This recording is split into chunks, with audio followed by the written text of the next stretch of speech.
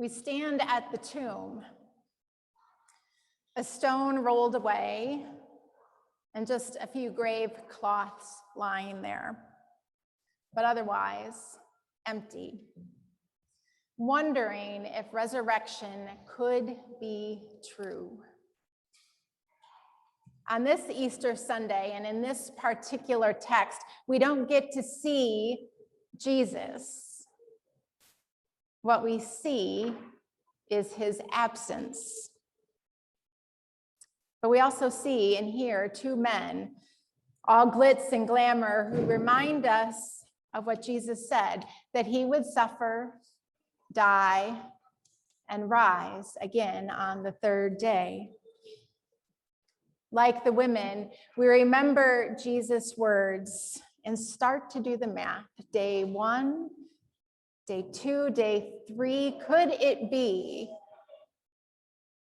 It may seem like an idle tale to us too, just like it did to the disciples. Our text puts it so nice with this language of idle tale. Another translation says they thought it was nonsense, but the Greek looks more like garbage. So colloquially, we might say that the disciples thought it was a load of crap. Maybe we show up today at church on Easter because we always do, or maybe because our mom makes us. We come hoping that resurrection is true, but in the back of our head and heart, still wondering if this is an idle tale, if it's nonsense, if it's a load of garbage. Because we've seen too much suffering, and we've experienced too much death. And death is just all too real in our lives and in our headlines that it's hard to imagine that anything else could be true. That's fine if you feel that way. That's what Jesus' friends felt like. The women were afraid and perplexed, but they told what they had seen and heard. They spoke of the mystery of an empty tomb and remembered Jesus' words. Maybe it seemed like an idle tale to them too, even as the words came out of their mouth. But woven with that skepticism were these threads of hope. Maybe like Peter, we come to take a look, to see for ourselves, because hearing it secondhand, hearing someone else's story isn't going to quite do it for us. We want to confirm it with our own eyes. We're desperate to know that resurrection is true. So maybe we're here today because those threads of hope pull us in. Maybe we're here because we're desperate to see resurrection with our own eyes, that we're aching to know that suffering and death is not the end of the story. And we don't even get to see Jesus. There's no appearance. But this is what we do get. The women came to the tomb expecting to have a large stone in front of it, that they were going to struggle against that stone. But they came, and that stone was already rolled away. They were expecting the stench of death as they opened that tomb, but instead, they smelled nothing. They came to the tomb expecting a body, cold and lifeless, and what they got were just some linen cloths lying there. They had expected their own tears, their own grief as they cared for Jesus' body, but instead, they had the memory of words spoken. These are no small things.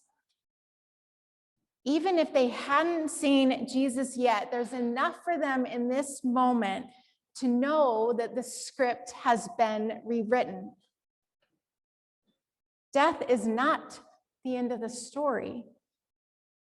Something new, yet to be identified, yet to be understood, is possible.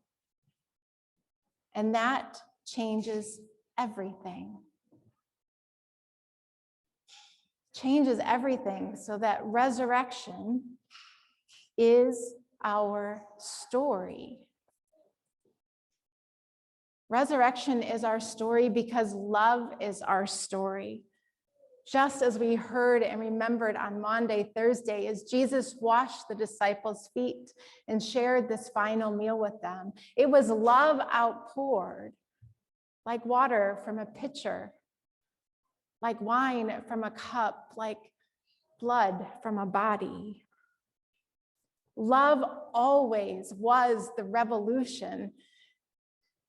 Love was the thing that would change the world, and the worst the world could do in Jesus crucified did not thwart love's power. And on Good Friday, we remembered that death is our story. It's one we know all too well, but Jesus took on that suffering, our heartache, our death as his own, dying 1,000 deaths for us and with us, so that in his rising, that death might be destroyed.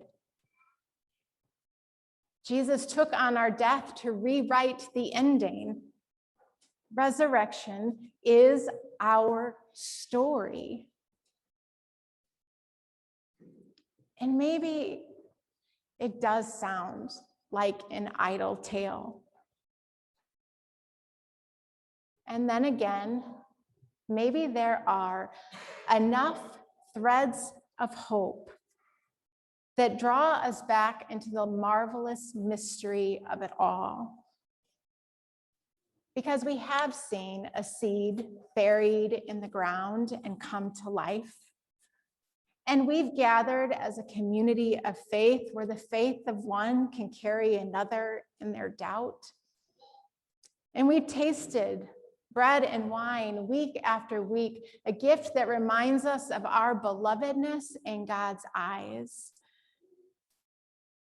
And even in the worst the world can do, we've got glimpses of grace, of generosity, of justice, of kindness, of love, to remind us that God is loose in the world. And we've experienced love, even in death. And these are no small things. It may be just enough for us to know that the story has been rewritten. Life wins. Love wins. Resurrection is our story. Thanks be to God. Amen.